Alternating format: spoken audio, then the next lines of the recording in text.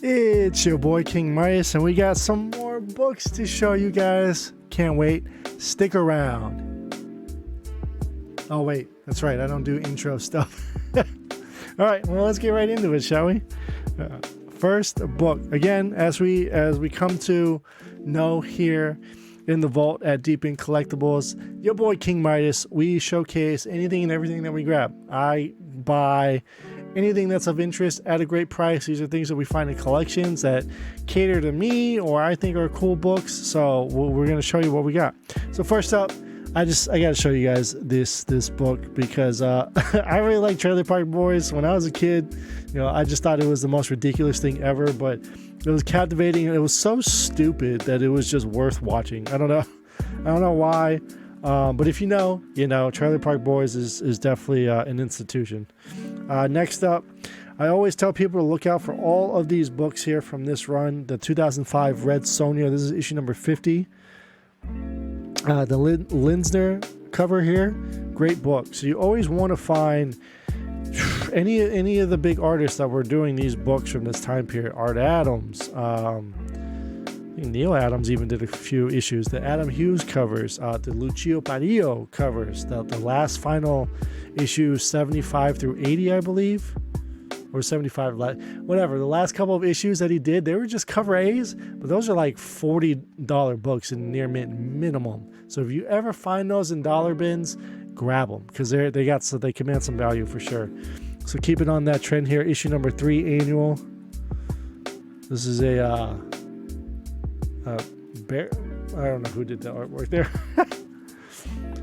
Someone's gonna slaughter me because I thought you were the art guy. I thought you knew all the cover artists here. Classic Red Sonja Remastered. That's a pretty cool one. What else we got here? Ooh, this is cool. This Popeye, Born to the Sea. So didn't know this is a thing. Pretty cool. Again, I'm not versed in a lot of older stuff, so whenever I see it, it's kind of cool. And I've told you guys a story about Popeye, what it means to me and my family. So it's just kind of fun to have. Black Panther issue number 4. Just didn't have. Got some Plastic Man books here, which is pretty cool. Issue number 4. 3. Anyone ever find any police comics? Of course, those are the ones that you want. Those Golden Age police comic books. So we have the entire mini-series here. There's a 4-issue mini-series for Policeman in the 80s, I believe. Where's the year? The year's on here. 88. Yeah. Issue number 2 of Power Girl. We all love Power Girl, right? I think this one's died down, but for a time, this was something that was trending. Brightest Day, issue number 4 for Jackson Hyde there. I don't know where that stands anymore, but if it's something people are looking for.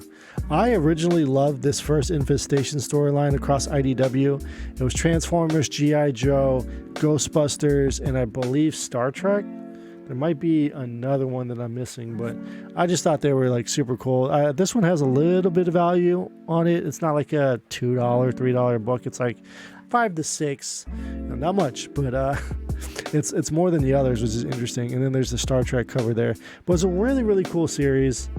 And again, this was around the time when like Walking Dead was out and the zombie thing was just such an explosion of all over pop culture, right? So IDW had their flair on it and a big tie-in, so to speak, across all their big books. Brightest Day, issue 14. This is just the White Lantern Batman, David Finch. So a lot of people love this cover.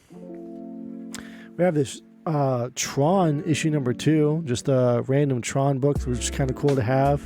The Marvel ones actually have some value on them. And are they still making a 3rd Tron movie? What happened with that one?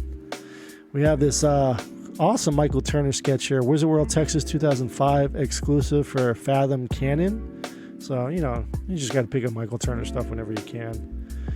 We have, Venom books here during Spider Island. So we have issue 7. We have 6 there. This is a nice run, the Flash Thompson run. I had a lot of fun reading this one. And this is around the time, too, when I was working in my shop. So I was definitely reading it month to month. Issue 4, and then of course the cover swipe here. Everyone loves this book. You want to find the second printing. The second printing is in red. That one commands a little bit more value. And it does say direct edition. I gotta check those because any of those say newsstands, you're like talking about like 3-time, 4-time bump in price. Some ASMs here. Good old ASMs here. Larson ASMs, 331. We have, ooh, now we're moving into some McFarlane goodness, 312.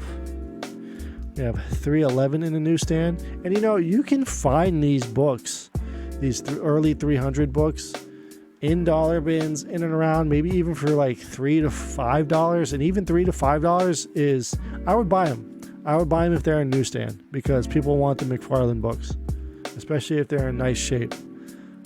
308 there.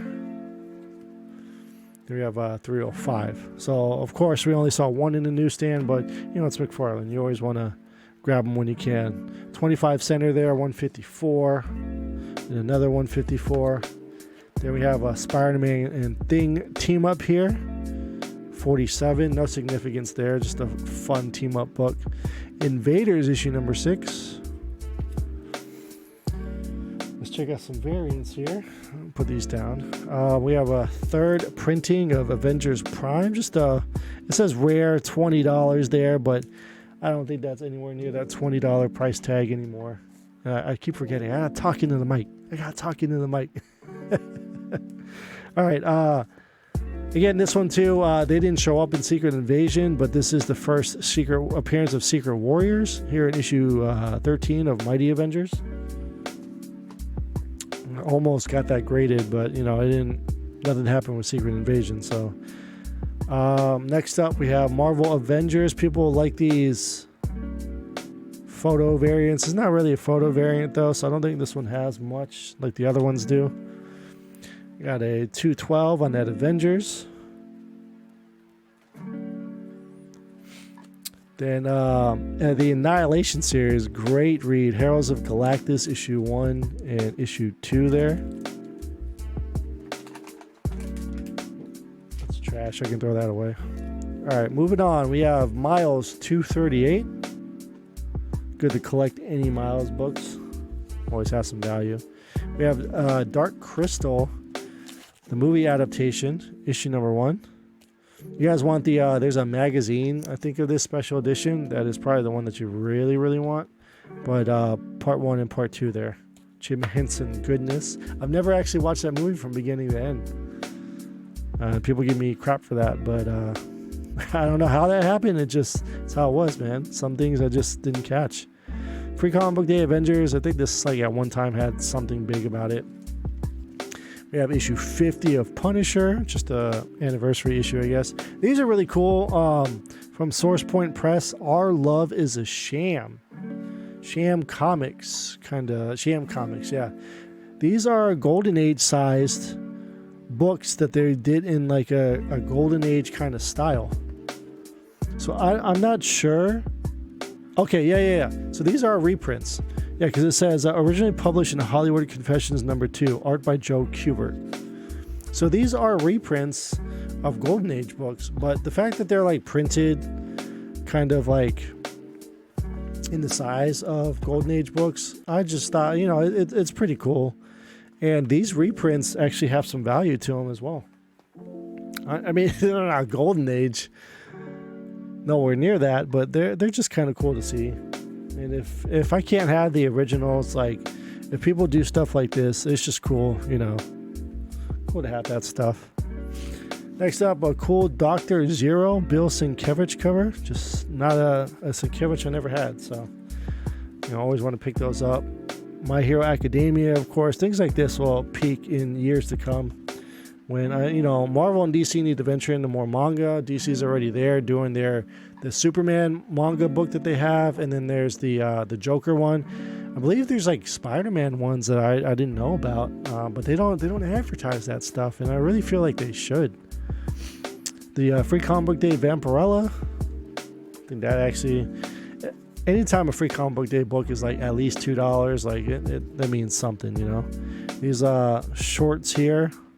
These are kind of cool. I think there's a couple. I guess that's the only one. Never mind. This is cool. Dinosaurs Attack. I don't know what this is about. Don't know anything about it, but I just thought it was a unique, cool cover and a throwback. If you're into sci-fi, if you're into kaiju stuff. Here's another one. Just a random indie book on the job. It's signed by Jim Bell, I guess. Why am I showing you this? It's just cool. Yeah, probably not showing that one. Let's see, True Believers Carnage. Surprisingly, this one has some value because obviously it's a reprint there for 361. What's this one? Carnage Mind Bomb True Believers. You know, this has gone down. This used to be like a hard to find $60 book. I think it's gone down a little bit now. You can find it for like 20, 25 bucks. Look at this. This book, Black Hitler. What is this? Blackest Hitlerist collection. I mean, if it's satire, it's satire, right? Wild book. We have a Star Wars 108. I think this is like a can't remember if this was like a continuation of, because 107 was like the last issue, right, of Star Wars, and I think it like caps it off again or something, which is really interesting. None of these books are cool. Like, why are these sitting here? I thought I had some cool books sitting here. Everyone knows about Cops, The Job. Apparently, you know, this collection here had a lot of police-related books, for sure. Magpie, nobody cares. What else is here? Oh, these Baseball Legends, cool. You know, they put all these out. These were kind of cool. They did 2 different series, Baseball Legends and then the regular baseball comic ones. So the Legends were the older guys, Honus Wagner. We have Mickey Mantle, of course. Good to have that one, obviously. Ted Williams, probably the greatest hitter of all time, right? Then we have Ty Cobb, The Babe, the Annual. Nolan Ryan got the Annual on there. What else we got here? The Bash, just Mark McGuire. I thought it was the Bash Brothers.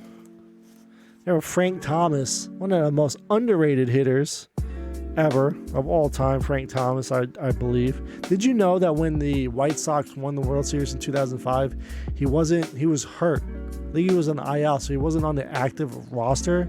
So technically, he didn't, even though he was there and present, he didn't win. Like, it's not any of his Wikipedia stats or anything. He's not considered a World Series champion, which is wild, right?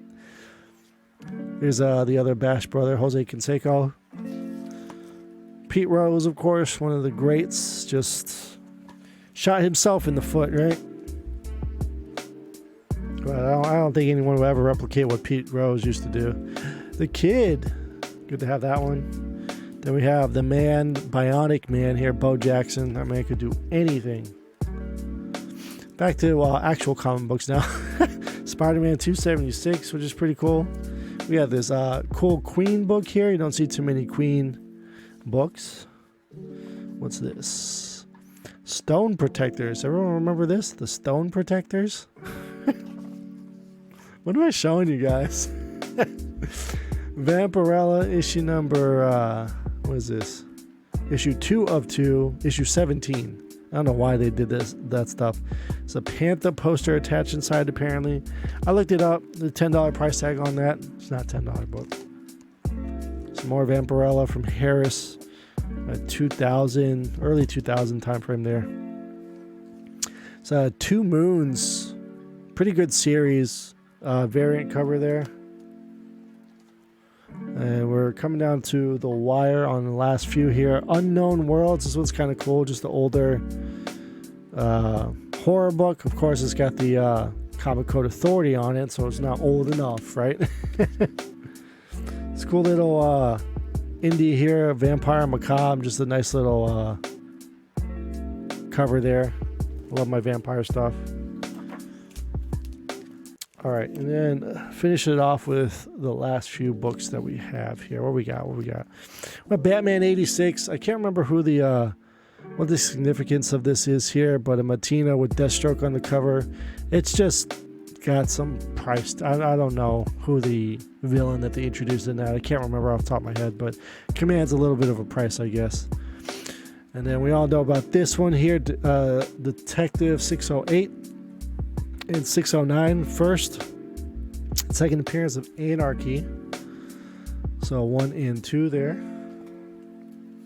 And then I think what I want to do going forward is like end the video on just a variant, as we are the variant collector here. Say we, the royal we, right? So I'll show you this these robot chicken variants that DC was doing. And this one out of, I mean, I think they did it for all the new 52, but there's 2 of them that command a price. And this is one of them here. It's gotten down, but actually, there might be more than 15 now. I can't remember. Anyway, Detective Comics here with Two-Face, the Robot Chicken variant, issue number 29. Not the biggest variant. I think you guys were probably like, whoa, what? You know, like that Black Cat. Amazing Spider-Man presents Black Cat number 1, J. Scott Campbell. I can't show that kind of heat all the time. But, you know, we do own those books. But I just want to show you some other random stuff that keeps coming and filtering in as we peruse through these collections. So, that ends it for this video. Let me know if there's anything in here that you guys thought that piqued your interest or just having talking points. I'd love to chat in the comments and grow this community that we have. And anyone else in the DMV, you know, enjoy the videos, right? I have a Discord channel down below in the links if you want to join for all things pop culture. 365, 24/7. You can get in that Discord and chat everything in you know, in the culture that pops. I used to say that all the time. I don't say it anymore. Anyway, we're gonna cut it again here at the under 20 minutes. So that's how we like it. Until next time, guys. Bag and Boredom. We'll see you later.